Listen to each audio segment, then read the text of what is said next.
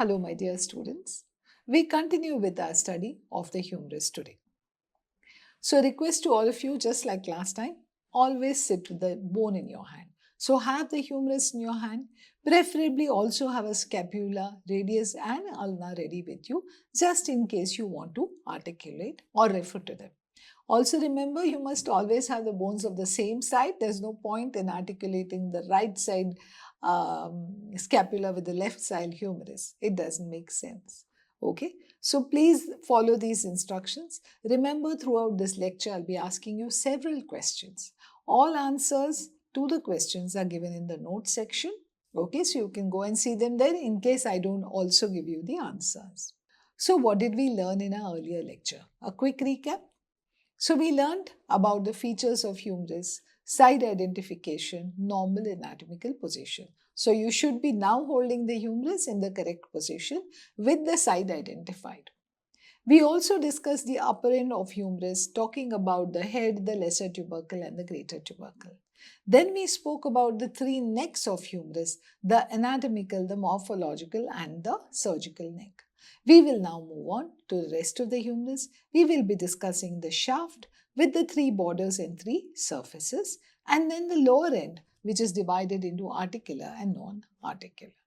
So, should we begin by discussing the shaft? So, here I want you to take the bone and begin to understand first where are these three borders and where are these three surfaces. Okay, so let's begin. This is an activity. I want you to pick up the humerus now. So, holding the bone in its normal anatomical position, run your hand up to the bicipital groove. Okay, along the lateral border of the bicipital groove, begin to run your hand downwards. Okay, till you reach a point between these two fossae, the coronoid fossa and the radial fossa. That is your anterior border. Take a look at it here in the image. Right, so the lateral border of the bicipital groove down to the gap between the two fossae, anterior border. We now go to the medial border. Okay, so for the medial border, go to the medial lip of the bicipital groove. Okay, and run your hand downwards till the medial supracondylar ridge and the medial epicondyle. From here, medial lip of bicipital groove down to the medial supracondylar ridge, medial epicondyle. Take a look at it here in the screen, on the screen now. That's the anterior border. That's the medial border. From the medial lip to the medial supracondylar ridge to the medial epicondyle. Okay. Now let's talk about the lateral border. For the lateral border, I want you to go to the lateral epicondyle. Run your hand upwards, lateral supracondylar ridge. Further upwards, you come to a thickening here, which is your deltoid tuberosity. Then your lateral border kind of stops there. So, lateral epicondyle, lateral supracondylar ridge, and the lower end of the deltoid tuberosity. Take a look at it here on the screen now. Lateral supracondylar ridge, lateral border. It stops here at the deltoid tuberosity. Okay, so this is your anterior border, this is your medial border, and this is your lateral border. Got your borders right? Okay, if you have the borders correct, then surfaces should be that easy, correct? So let's look at the surfaces now. Please continue to hold the bone in your hand. Okay, here between the anterior border and the medial border is your anteromedial surface. Between your anterior border and the medial border is your anteromedial surface. Here between the anterior border and the lateral border is your anterolateral surface. So, keeping the bone correct, on the medial side, anteromedial surface. On the lateral side, anterolateral surface. Now, just turn the bone around. This entire surface is your posterior surface. Easy? Let's take a look at it on the screen. Here's your anteromedial surface. This is your anterolateral surface. And this entire thing is your posterior surface. Take a look at it one last time. Anteromedial surface, anterolateral surface, turning the bone around, posterior surface. Have you got it? So, this is the surface, anteromedial surface we will now be discussing. Now, here you can see that there is an intertubercular sulcus. Okay. So, the intertubercular sulcus, as you can see, has a gap in between the two tubercles, lesser tubercle, greater tubercle, gap in between for the bicipital groove, okay, called as the bicipital groove. The lateral edge of the intertubercular sulcus here gives attachment to the pectoralis major. The medial edge gives attachment to the teres major, and the depression itself gives attachment to the lady between two majors. Sounds extremely interesting, isn't it? Anatomy suddenly becoming very hot. Okay, so pectoralis major, teres major, lady between two majors is your latissimus dorsi. Okay, so the bicipital groove that you learned about earlier continues down intertubercular sulcus, lateral border, pectoralis major, medial border, teres major, and in the groove, latissimus dorsi, lady between two majors. Okay. If you further come down on the anteromedial surface, you would see the attachment of coracobrachialis muscle. Okay. Please practice this on the bone as I teach you. So what passes through the bicipital groove? Of course, what passes through is the long tendon of long head of bicep brachii along with the synovial sheath enclosing it. Some books also mention the ascending branch of anterior circumflex humeral artery.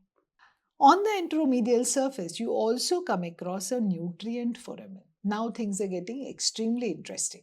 Can you see the nutrient foramen on the bone? Yes, on the anteromedial surface. I have a question for you. If it's a nutrient foramen, some artery has to go into the bone. Which artery? This artery is whose branch? Yes, it's a branch of profunda femoris artery, which is a branch of brachial artery. Okay. Now question is, in which direction is the nutrient foramen going? Look at it and answer. Tell me in which direction is it going. Think about it. Therefore, which is the growing end of humerus? Here is your, just in front of my nail here, you can see a tiny little nutrient foramen. Are you able to make it out? So, if you observe carefully, the nutrient foramen is directed downwards. Now, I'll show you something interesting. This is a very standard image which gives you an idea how to remember direction of nutrient foramen.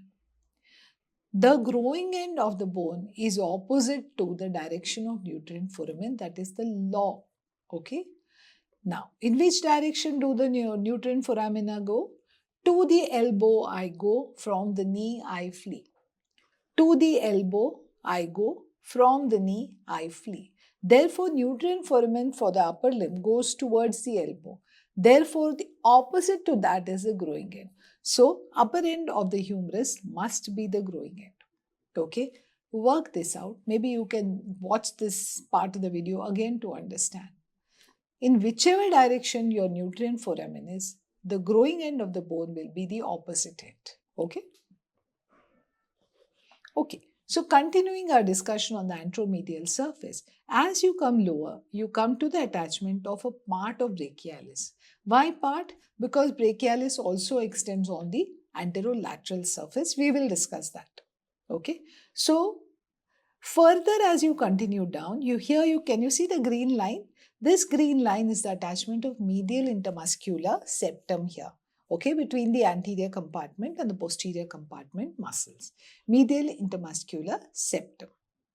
This sept in the lower part on the medial supracondylar ridge, you see the attachment of pronator teres and further lower the common flexor origin.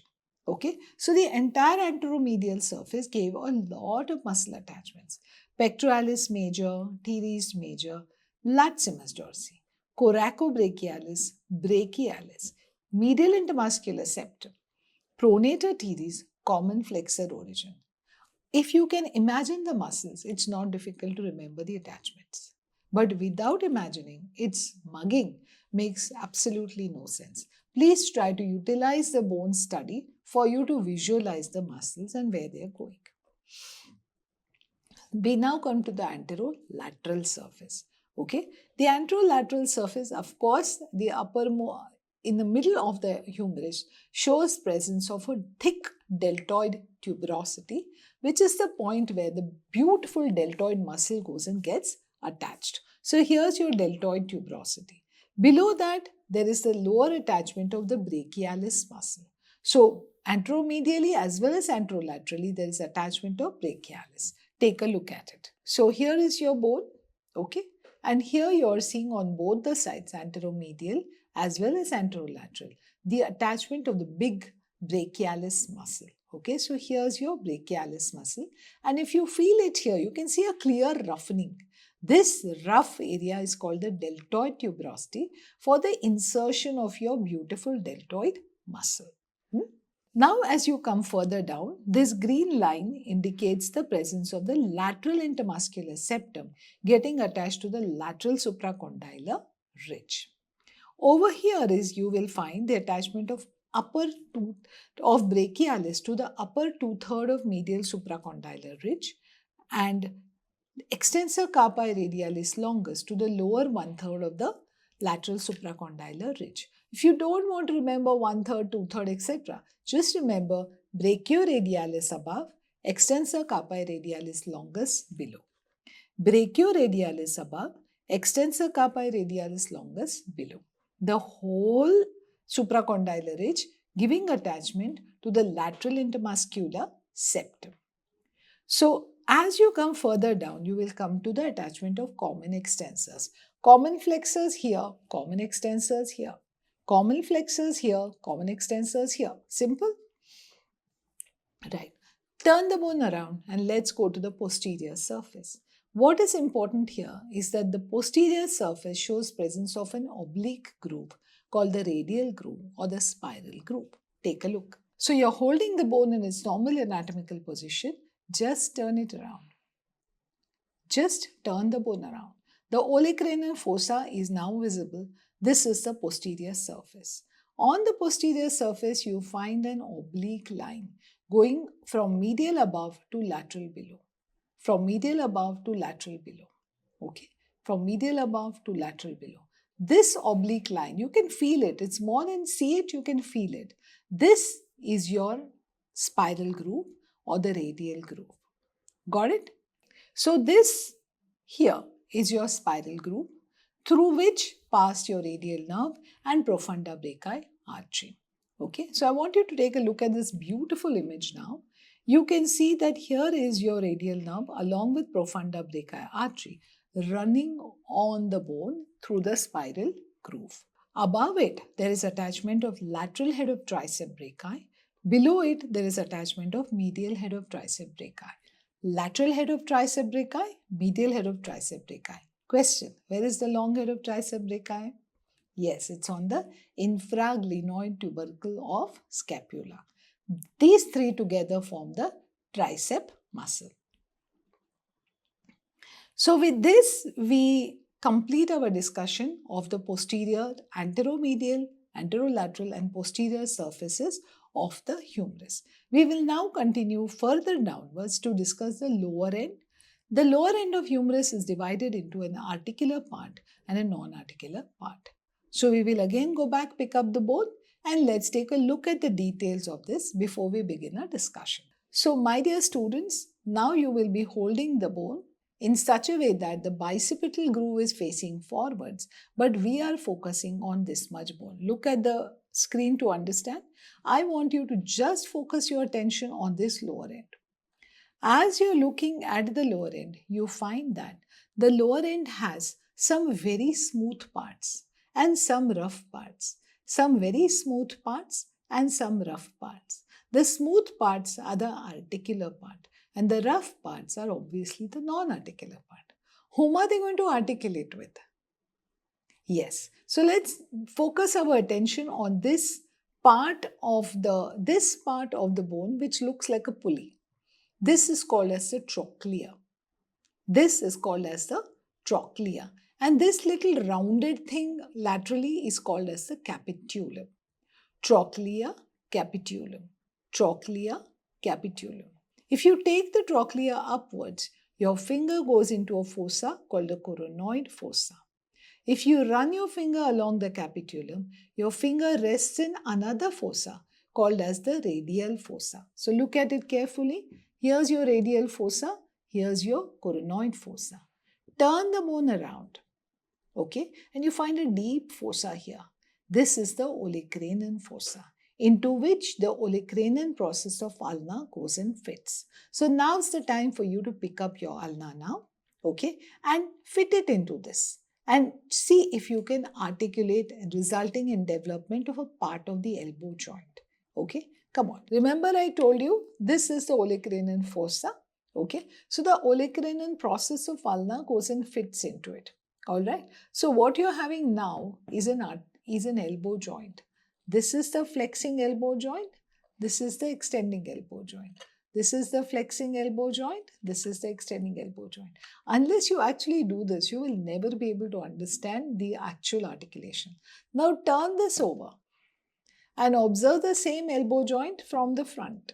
Okay. So now here you are seeing how the coronoid process of ulna is slowly moving upwards to occupy the coronoid fossa in the joint. Okay. This is why articulations matter. Understand that this coronoid process of ulna goes and fits into this coronoid fossa in the humerus in flexion. Take a look. Articulate, complete the flexion. Can you see how the coronoid process has gone and fit into the coronoid fossa? Okay. So this has to be practiced by you for you to understand. Okay. Let's continue with our discussion, revision quickly. Okay. So you know that the lower end has got an articular part and a non-articular part. Articular part consists of a medial trochlea and a lateral rounded capitulum. The trochlea articulates with the ulna. The capitulum articulates with the head of radius. Further discussion on the slide now. Come on. So let's begin. This is the rounded capitulum. We just saw that. Here's the trochlea. As you can see, the trochlea seems to have quite a deep medial edge. Okay. Here above the capitulum is the radial fossa. Above the trochlea is the coronoid fossa. You have seen this, therefore this becomes a lot easier for you to understand. Now we've turned the bone and we are looking at it from posteriorly. Here you are seeing the deep olecranon fossa for the olecranon process of ulna. Now let's talk about the epicondyles. The lateral projection on your lower end of humerus is your lateral epicondyle. The medial projection on it is your medial epicondyle. Pick up the humerus to understand. This projection here is your medial epicondyle. This projection here is your lateral epicondyle. The more prominent projection is your medial epicondyle. The less prominent projection is your lateral epicondyle. Remember this because this is important. Every time you pick up a bone, medial epicondyle helps you to understand which is the medial side. So more prominent epicondyle, medial epicondyle. So the capitulum and the trochlea seen here. And this is you can see the trochlea with the medial edge anteriorly and then posteriorly. The capitulum articulates with the head of radius, which fits into the radial fossa on flexion. Now let's talk about the trochlea. You can see that the trochlea is very prominent medially. What is the use of this prominence? Okay, now the medial flange of trochlea is almost 6 mm further below compared to the lateral flange. This edge is 6 mm below this edge. Why? What is the use of this? Okay, how does it matter? A very important question in medicine, okay? Always ask yourself, how does it matter? Don't say it like, how does it matter? Say it like, how does it matter? I hope you're getting what I'm saying. Right. So when the radius and the humerus are extended, the radius, ulna and the humerus forming the elbow joint are extended, what you find is an angle of about 163 degrees formed between the humerus and the forearm, and this angle is called as the carrying angle. It is said that this angle helps to move your forearm away from brushing against your thigh every time you walk. It's interesting to note that this angle is more prominent in females. Is this because the females have wider hips? Think about it. So, the trochlear notch of ulna comes and articulates with the trochlea. Let's talk about the non-articular parts of humerus now. There are 3 fossae we saw. The radial fossa for the head of radius, the coronoid fossa for the coronoid process of ulna. Both fitting into the fossae in flexion of the elbow joint. Posteriorly, you see a really deep olecranon fossa.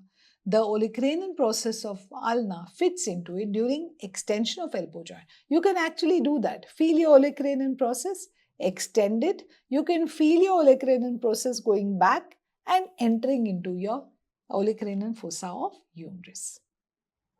Right. We now come to the epicondyle. Ask yourself, which is more prominent? Medial epicondyle. Can I palpate it? Yes, you can palpate it. Try to palpate your medial epicondyle. You feel a little uncomfortable. Why? We'll find out. So, here's your medial epicondyle. Okay, palpate it on yourself. Understand that it gives attachment to the ulnar collateral ligament. It also gives origin to the common flexor origin. I showed you that earlier. And it's related posteriorly to a very important nerve, your ulnar nerve. So now you understand why you feel uncomfortable, because you are actually rubbing your ulnar nerve, which makes you feel the nerve is stimulated and makes you feel uncomfortable. Is the nerve normally palpable? Yes, it's normally palpable. But is it thickened in a disease? It is thickened in leprosy. These are all standard questions many times asked you when you're studying for vivas. That's why I'm asking you these today. So take a look at the elbow joint. Here's your medial epicondyle. This is your ulnar. And these ligaments here are the ulnar collateral ligaments. And here you can see the ulnar nerve passing behind your medial epicondyle to continue further into your forearm. Okay, so that's about the medial epicondyle. Let's talk about the lateral epicondyle. Here's your lateral epicondyle. Palpate it on yourself. Here you can feel it. Go from behind, feel it. Now hold your lateral epicondyle and flex your elbow. If it doesn't move, then you're holding your lateral epicondyle. If it moves, then you're holding on to your radius. Simple but important. So attached to this is the radial collateral ligament and the common extensor origins. That means muscles from here are distributed in this region. Muscles from common flexor origin are distributed in the flexor part of your forearm. So with this, we finish our discussion of the humerus itself, but it's important for you to also know the ossification of this very important bone. So let's run through the ossification. It has one primary center which appears in the 8th week of intrauterine life, 3 centers for the upper end and 4 secondary centers for the lower end. 3 secondary centers are for the head appears in the 1st year, center for the greater tubercle in the 3rd year, and for the lesser tubercle in the 5th year. Similarly, the center for the medial epicondyle appears in the 5th year, and those for the rest of the lower end appear in the 2nd, 10th, and the 12th year respectively. So, ossification and fusion. For medial epicondyle fuses with the primary center in the 16th year. The rest of the lower end fuses in the 18th year, and the upper end appears in the 20th year. So now 16, 18, 20. Which is the growing end? Of course, the one which is fused last, which is the upper end. So that again proves our theory. The direction in which the nutrient foramen grows, that is the growing end is opposite to that. Okay. So this is somehow asked quite often, and you should know the ossification of humerus. Some questions, if you're okay with it.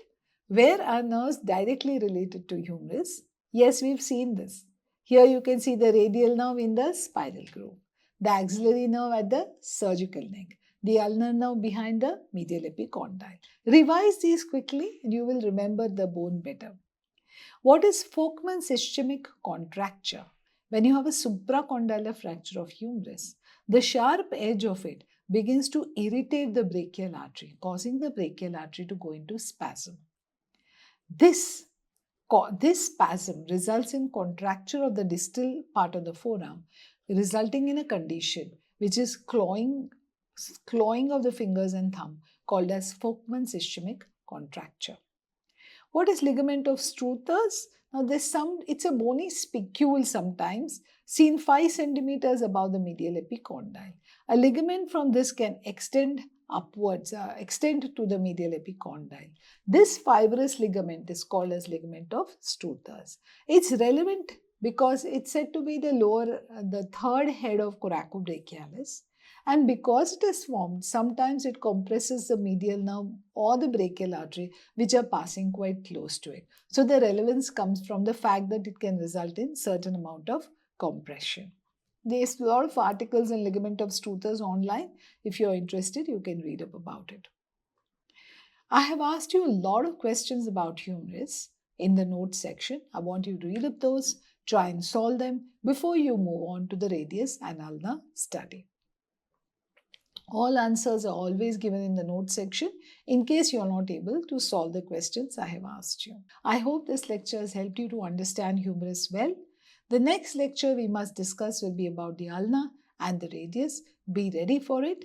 I'll see you in my next lecture. Bye.